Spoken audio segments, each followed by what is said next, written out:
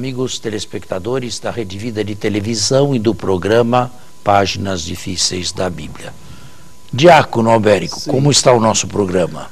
Bom, nós esperamos que o caro telespectador esteja apreciando cada vez mais esse programa. Recordo até uma frase de Santo Agostinho: eu entendo para crer e creio para entender. Então, o objetivo Tem desse programa recebido é esse. alguns e-mails, não é? Bastante e-mails. Nem todos nós podemos Não. responder. Há aqui alguns. Veja, um quer saber a respeito dos animais. O animal é um símbolo. E por que os impérios são atribuídos a animais? Simbolicamente. Se isso significa que eles são terríveis. São 4 feras. Feras que fazem mal. Certo. Feras que não são animais domésticos. Feras que o homem não traz para a sua domus, para a sua casa. Esses impérios são atribuídos a animais simbolicamente porque eram impérios que faziam mal, cujo poder fazia mal, cuja arrogância fazia mal a quem estava debaixo desse poderio. Certo. Agora, querer dizer que um chifre pequeno é o papado, bem, isto é tirar completamente fora de contexto, isso não é digno de ser mencionado. Nenhum exegeta, seja ele quem for, hein, católico ou protestante, nenhum exegeta sério faz essa identificação.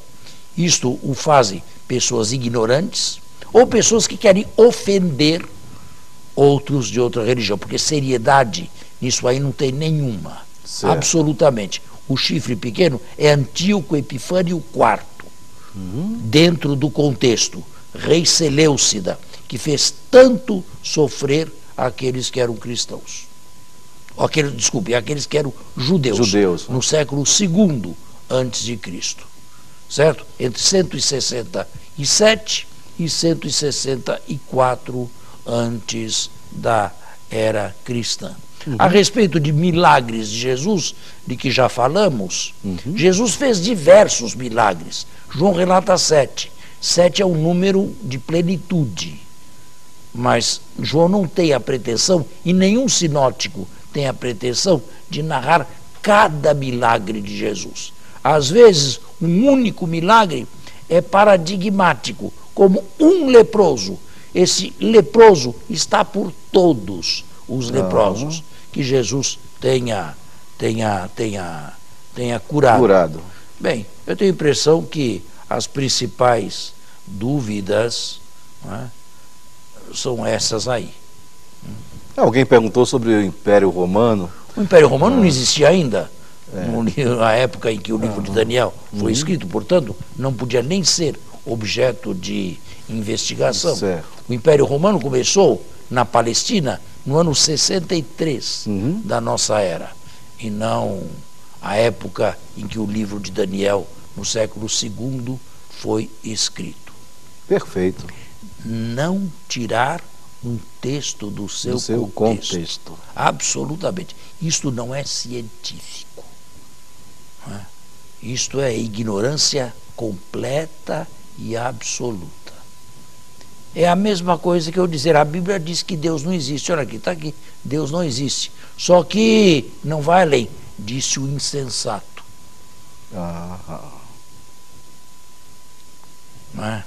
Não se faz esse tipo de coisa. Tá bom. Sim. Nós tínhamos parado no capítulo 4 ou no capítulo 3 de Daniel. Os capítulos 4 e 5 são juízos sobre reis. O capítulo 4 é longo e é estranho. Não vamos ler aqui o capítulo 4 inteirinho, porque talvez deixasse o programa monótono. É melhor narrar. Nabucodonosor tem um sonho. Certo. E se vê uma árvore grande, bonita e frondosa, e essa árvore de repente é cortada e deixa apenas um toco. Bem, estou falando muito genericamente. Quer saber o seu significado. os astrólogos no texto, os adivinhos, os charlatães, esses todos não são capazes de interpretar. Daniel o é, não por ser superior aos demais, mas porque pede a Deus a ciência da interpretação. É claro que este capítulo nunca se deu. É evidente que isto aqui é construção dos apocalípticos, dos que escreveram o livro de Daniel. A interpretação é bastante estranha, terrível. Tu és esta árvore, mas como te elevaste e te ensoberbeceste diante de Deus e dos homens, como recusaste a dar louvores a Deus, que te ofereceu o trono e o reino, serás cortado de dentro ou do meio dos mortais, e te tornarás um animal. Sobre ti cairá o orvalho e comerás feno com os bois. Isto aconteceu, o sonho se tornou realidade, Nabucodonosor se tornou uma fera. Foi banhado pelo orvalho do céu e comeu feno com os bois da terra. Até quando? Até que um dia elevou os olhos aos céus e recobrou a lucidez. E se tornou novamente um ser humano quando reconheceu Deus. Um texto desse pode ter acontecido na realidade? Não. Um homem se transformar num animal? Mas há uma mensagem aí. E depois voltar a ser homem novamente? Pode isto ser verdade? Ao pé da letra, não. Pode Não isso tem ser como. histórico? É claro que não. É evidente que não. Agora, traz uma mensagem, e uma mensagem profunda, à meditação deste capítulo 4. Refiro-me a ela. E qual é ela? Existem seres humanos que se tornaram piores que Nabucodonosor, piores que feras, animais ferozes, violentíssimos, e deviam ser amarrados, e deviam ser enjaulados para pararem de fazer o mal. Por exemplo, Hitler. Por exemplo, Stalin. Por exemplo, Pol Pot. A história conhece este tipo de gente, este tipo de animais. Não deram glória a Deus. Mas também, que fim tiveram? Que fim teve essa gente toda?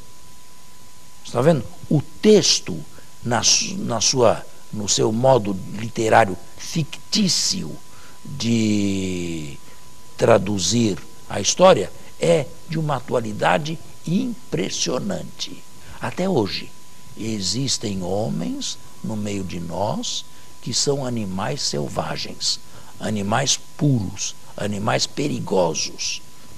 Esses traficantes que matam não sei quantos por dia, que são? Que são? Olha lá no Rio de Janeiro a situação. Não é? Quando se está em Olimpíadas, tudo vai bem. E depois? E não vai tão bem assim, né? Também. E depois? É. E quando terminar tudo? É uma cidade sem lei? Vejam, de que são capazes os seres humanos. Bem dizia Jesus, como é triste ser entregue às mãos dos homens.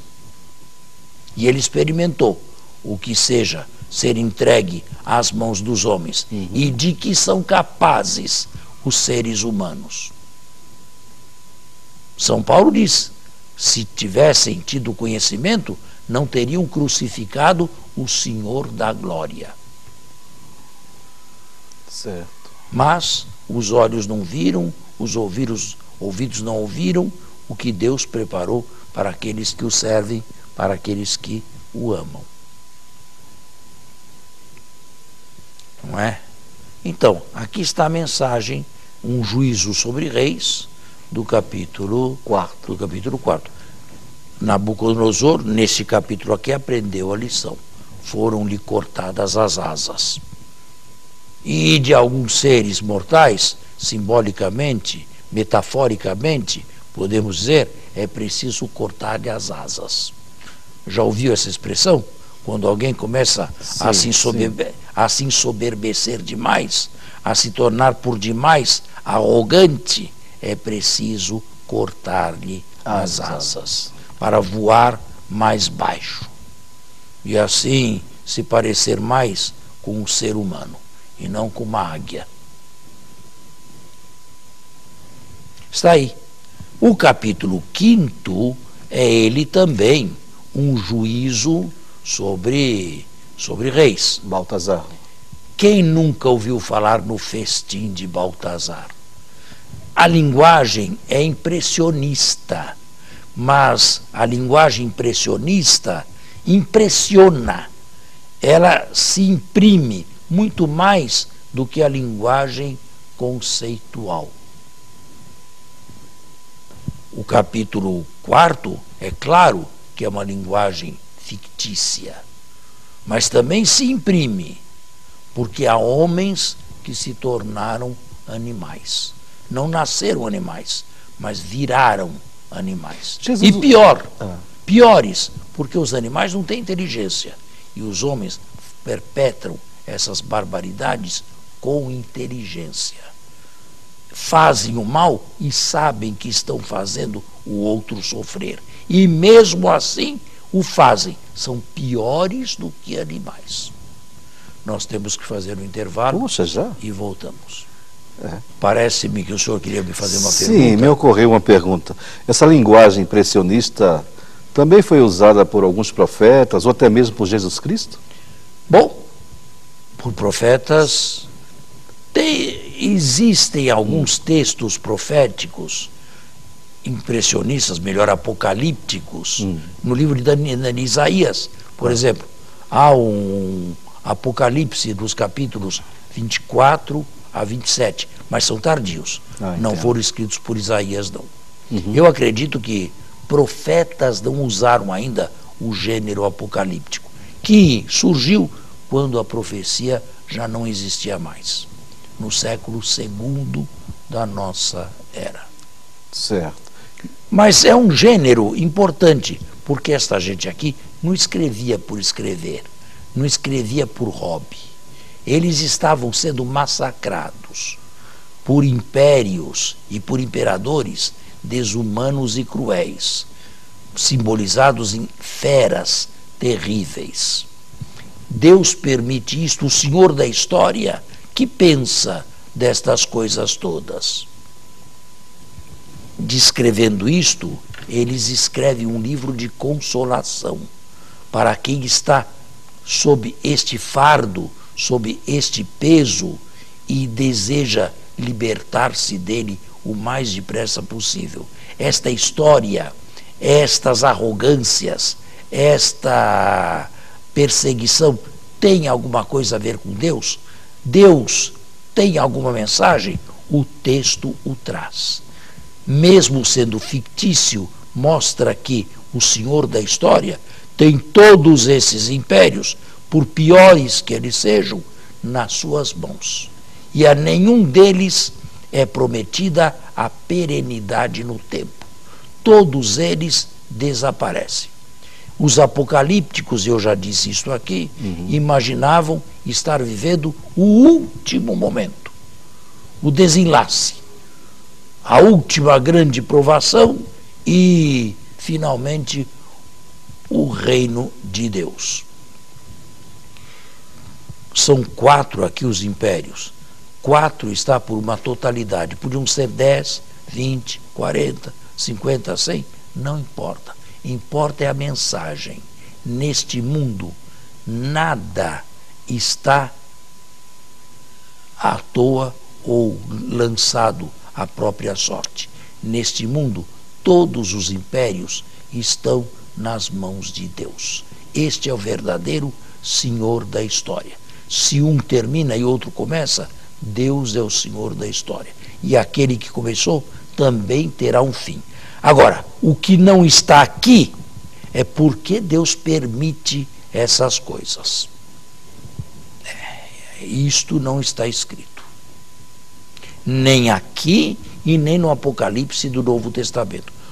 Por que Deus permite que nesta história que nós estamos vivendo, eu, o senhor e tantos telespectadores, existam tantos males? Por que Deus permite? Por que Deus não coloca já um ponto final neste mundo? Isto não está escrito. Isto é um mistério para nós. Não? E o principal atributo de Deus é a sua incompreensibilidade. Deus é absolutamente, não cabe na nossa cabecinha. Deus é absolutamente incompreensível. Não é contraditório, não é desastroso, é incompreensível à nossa inteligência.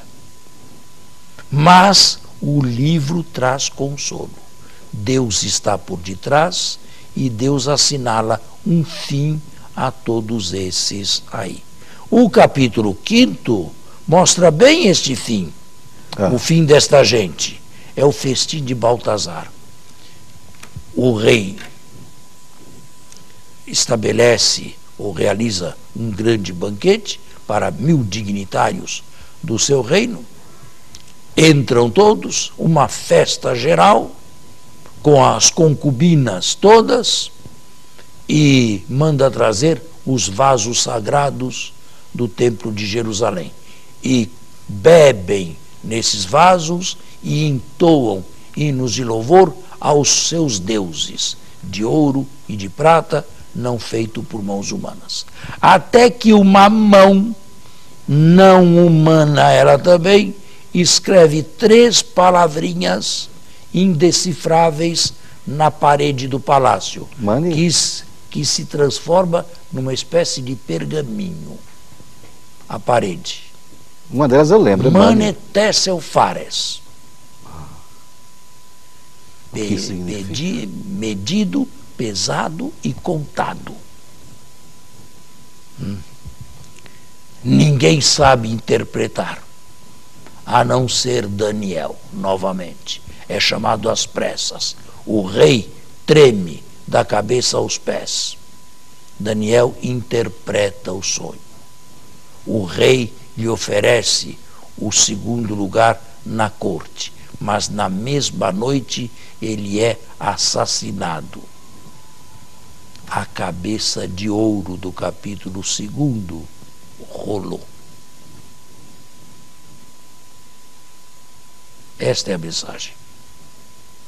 Quer dizer que esse rei promove um sacrilégio, na verdade, né? Mas a cabeça rolou. Aí está o juízo sobre reis. Agora, isto não é histórico? Sim, mas quantas cabeças históricas que quiseram imitar isto aqui rolaram? Isto aqui simplesmente é um retrato surrealista e impressionista de coisas que acontecem na história.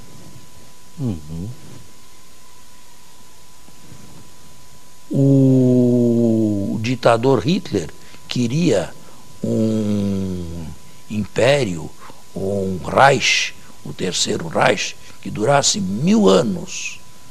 Não durou 5 anos. E a cabeça rolou.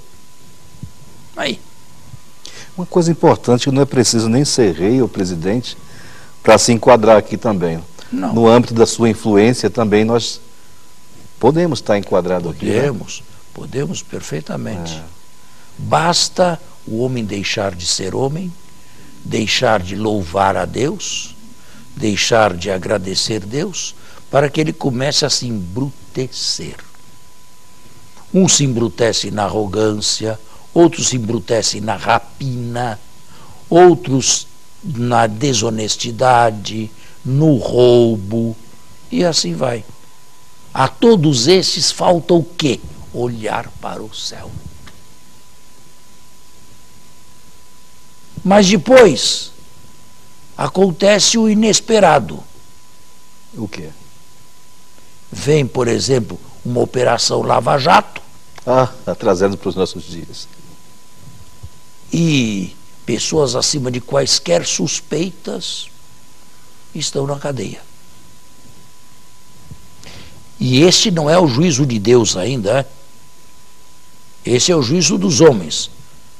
Diríamos que essa gente dará contas não só a Deus, mas à história também. Perfeito isso. Não é verdade?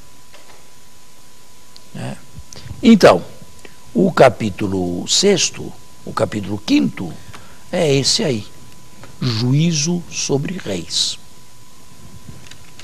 O capítulo 6º é mais ou menos semelhante ao capítulo 3º. A, B, C, A linha e B linha. Eu lembro que o senhor... Lembre-se da estrutura concêntrica que eu propus aqui. Esse aqui é bem uma reflexão sobre os mártires. É que houve uma perseguição terrível e sangrenta, ninguém duvida. Basta ler os livros históricos dos Macabeus. O primeiro é mais histórico, o segundo é mais uma geografia, ata de mártires. Pois aqui nós temos ata de mártires. Daniel na cova dos leões. Por quê? Que cultuava a Deus. Porque não cultuava a estátua que o rei mandou que fosse erigida por 30 dias. Olhava e orava na direção de Jerusalém. Alguém poderia se perguntar, mas precisava se mostrar? Não podia fazer isso aí sem que os outros percebessem? Mas no texto, não. No texto ele precisava lutar com as mesmas armas e na mesma arena. Isto é, mostrar-se intrepidamente independente diante de uma lei sem sentido, de uma lei absurda de um rei que abusava do seu poder. Agora, leis absurdas como estas nunca existiram? Sim. Não se lembra, bom, não é do seu tempo nem do meu, mas faz parte da história.